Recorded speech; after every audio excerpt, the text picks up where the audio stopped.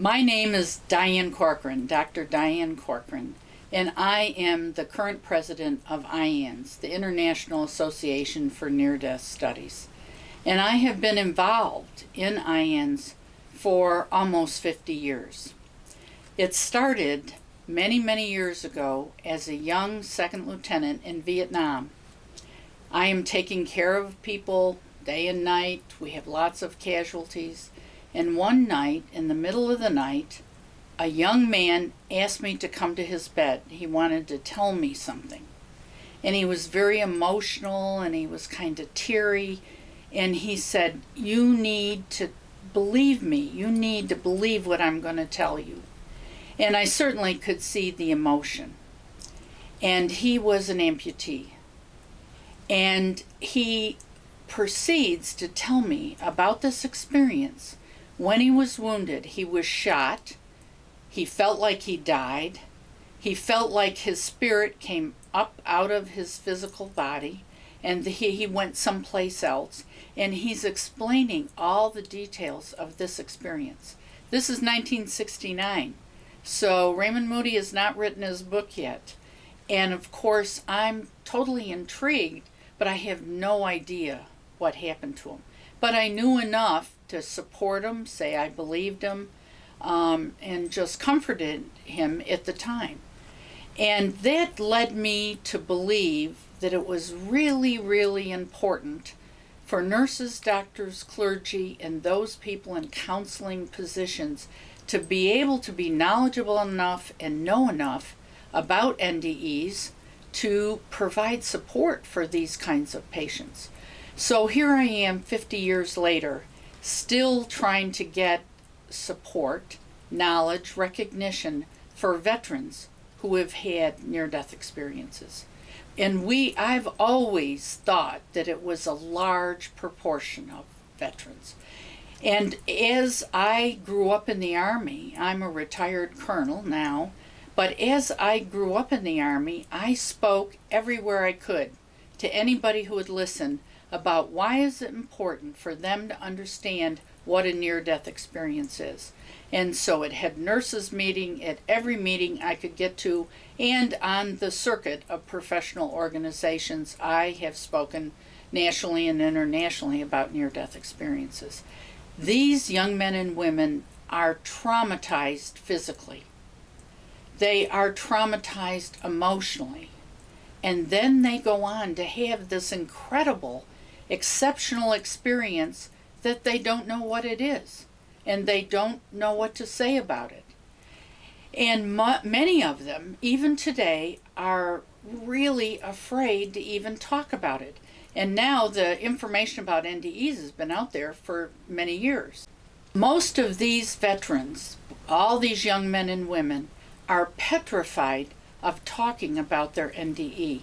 They know something exceptional happened to them. They don't know what it is. It is easier if they start looking around, because now, if they have language for it, they could look up NDE or near-death experience and find information on it. But most of them don't. And unfortunately, many of them end up in the Veterans Administration hospitals or healthcare service and try to tell somebody about their NDE, and they get thrown into a PTS group, or they're given drugs and told they're bipolar only because they explained their near-death experience. So we at IANDS certainly want to change this way of life for veterans. It's critically important. Information is available about near-death experiences, but many people still don't know what it is. A near-death experience is an exceptional spiritual experience that happens at a time of crisis, both physically or psychologically, and most of these men and women were shot or injured in something. And so they now are recognizing that something happened to them, but they don't know what it is. And then this NDE has about 15 characteristics that are universal. You know, they feel themselves come out of their physical body.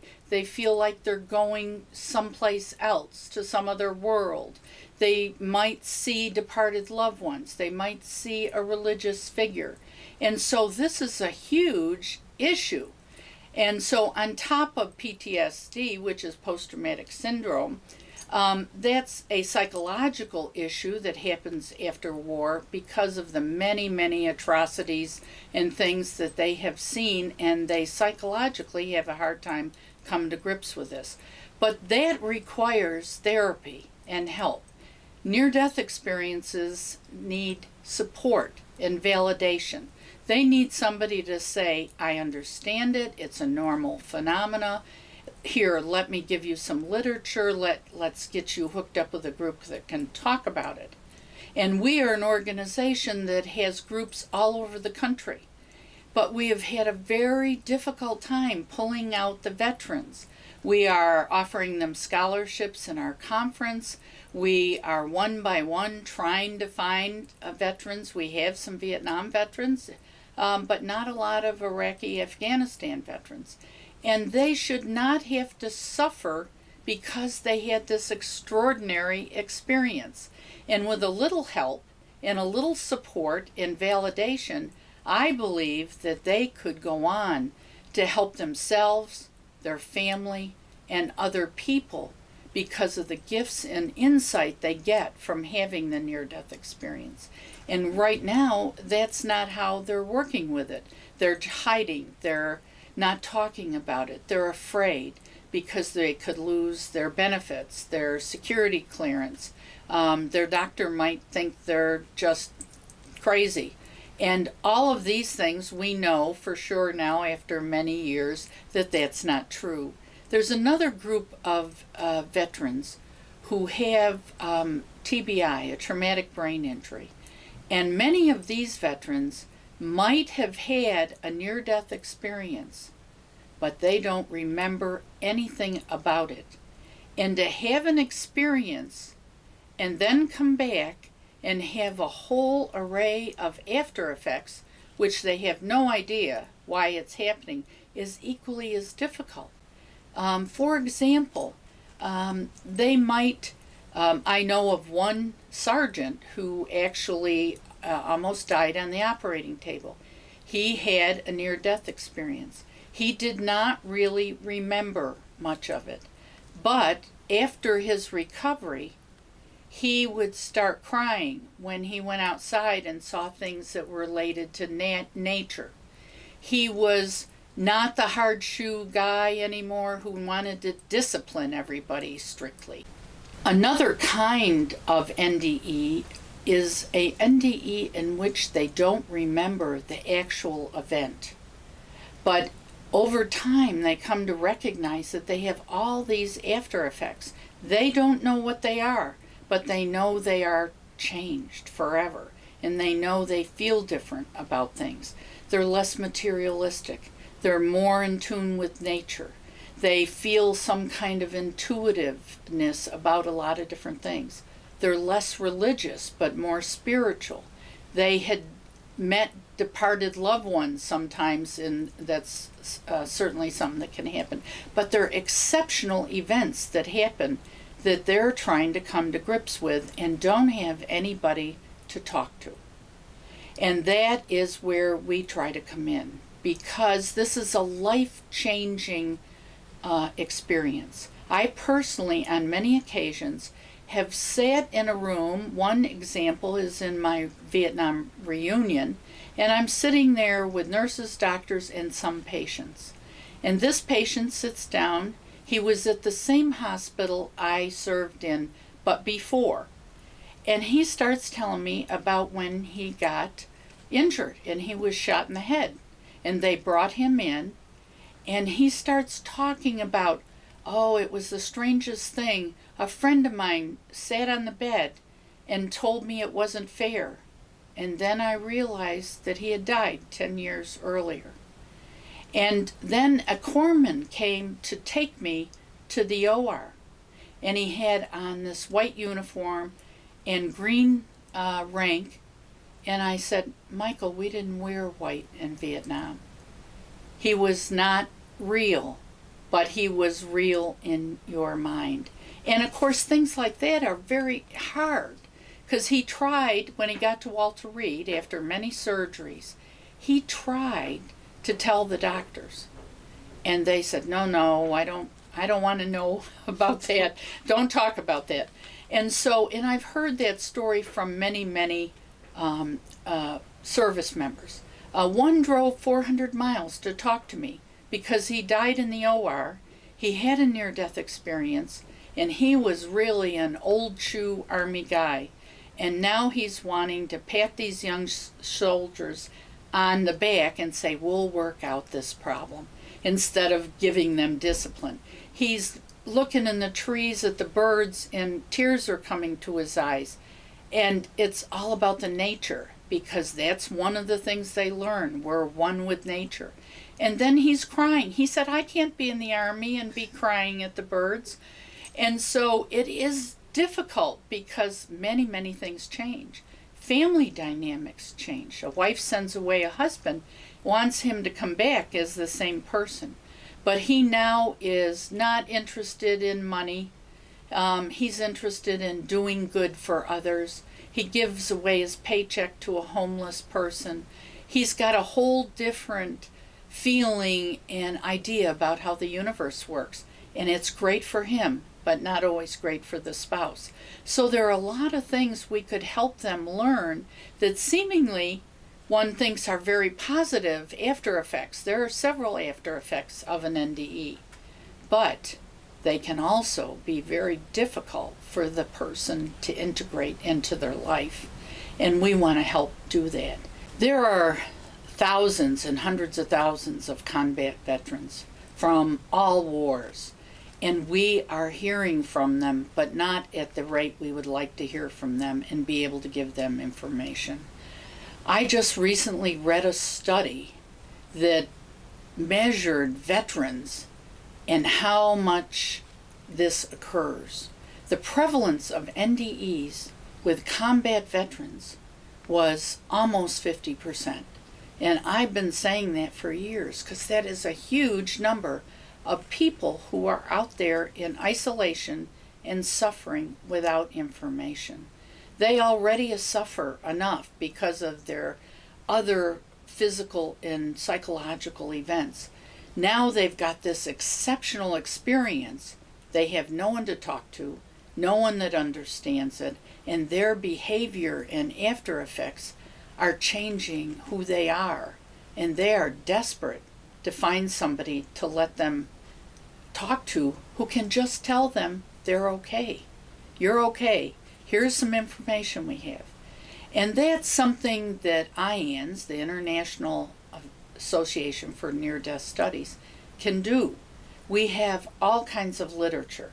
We have programs. We have a yearly conference that we are dedicating a great deal now to veterans, and for the last 2 years have had first-time veterans get up and tell their story after 40 years.